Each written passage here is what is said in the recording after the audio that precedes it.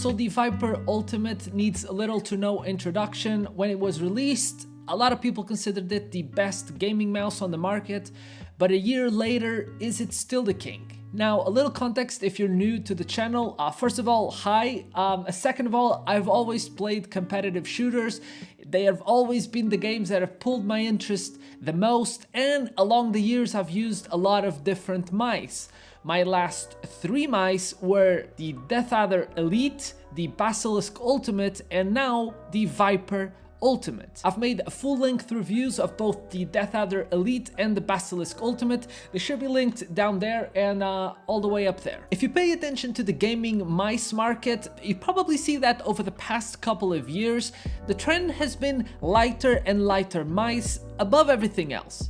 And to be honest, I went into trying the Viper Ultimate thinking that that entire thing was, well, it was a bunch of bullcrap. I've always valued in-hand feel, sensor quality, and good clicks above all else, and that's the entire reason why last December I went with the Basilisk Ultimate and not the Viper Ultimate. It had absolutely nothing to do with the RGB. I do not like RGB. RGB does not give better performance.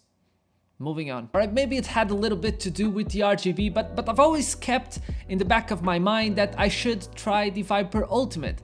And this June, I thought this would be the perfect idea in order to test the entire lighter is always better in terms of mice. Because the main difference between the Basilisk Ultimate and the Viper Ultimate is the shape and the weight.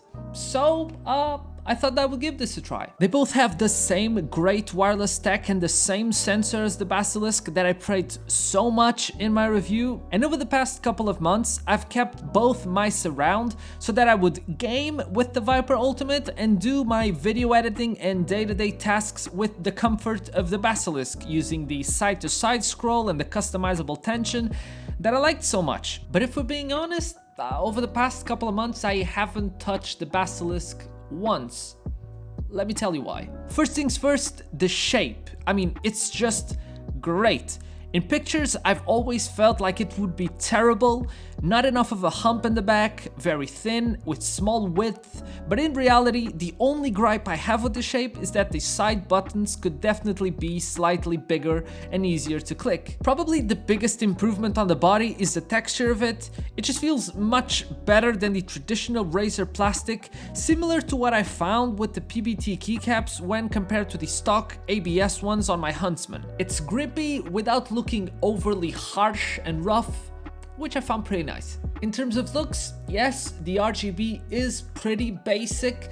I would probably want something flashier for a mouse this expensive. Maybe that underglow from the Viper Mini, I don't know, just something.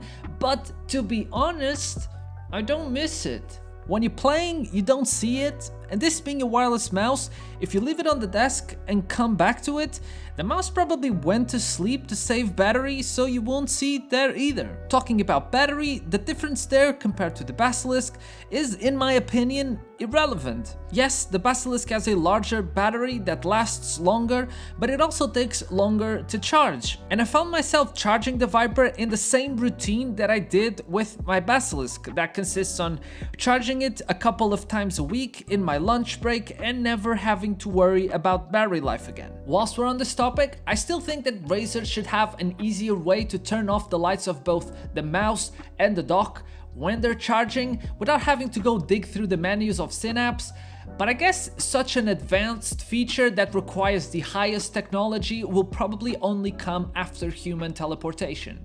Then we have the scroll wheel, and I know it looks small and uninteresting in comparison to other mice, but it is tight, firm, and quite tactile without being noisy and rattly. I thought this would be an area where the Basilisk is just straight up better, but I was dead wrong. The answer is customizable tension is worse than just getting the right tension and locking it there in the factory. And now the main attraction, the weight and the wireless. I mean, the weight and the wireless together make this mouse pretty much an extension of your own arm. And I thought all of this was a bunch of bullcrap. And to be honest, it kind of is a bunch of bullcrap, since there isn't much of a point in going lower and lower and lower weight, but I can definitely tell you that coming from 100 plus grams of weight to 74 is a big difference. Comfort sees the largest improvement because of the weight cut, and it is really noticeable if you play with lower sensitivities, like most people should. Performance-wise, I waited a couple of months to really adapt to the weight, and I can comfortably say that I am more accurate now than ever. Now please adjust your expectations. There are much more important things to improve upon in any game that you play than just upgrading your mouse. For example, if you're playing Apex Legends like I do, learning better spots around the map and being more mindful of your teammate placements and of your own abilities and when and where to use them,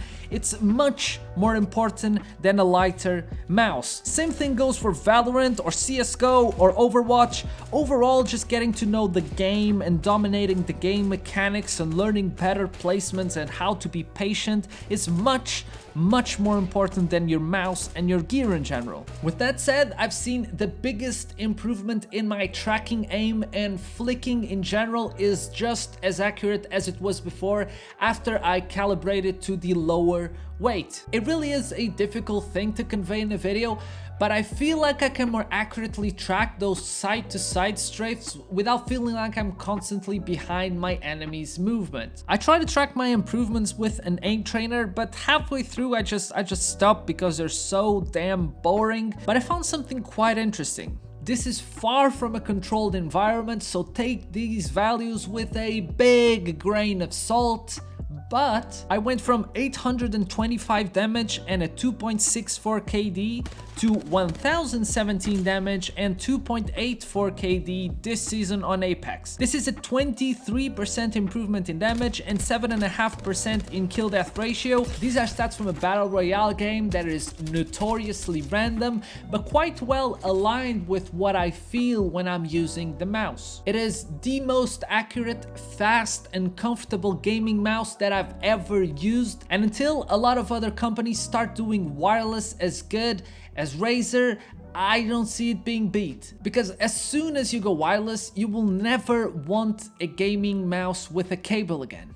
Trust me. Not all things are perfect though. This is my second Viper Ultimate since I returned the first one because it had a scratchy mouse one click, and there are a lot of people that talk about a similar issue. I know I can fix it with some lube on the inside of the mouse housing, but I don't think I should have to in such a premium mouse. With that said, Razer was kind and quick and sent me a new mouse without asking any questions, so no complaints there. And finally, I always struggle to get the mouse charging on a dock in the first attempt. I just think the magnets aren't strong enough, but most of the time I just have to move it slightly up or down and it will start charging right away. In short, I still think the Viper Ultimate is the best gaming mouse on the market 1 year after its release, and if you're looking for the best of the best, don't look anywhere else.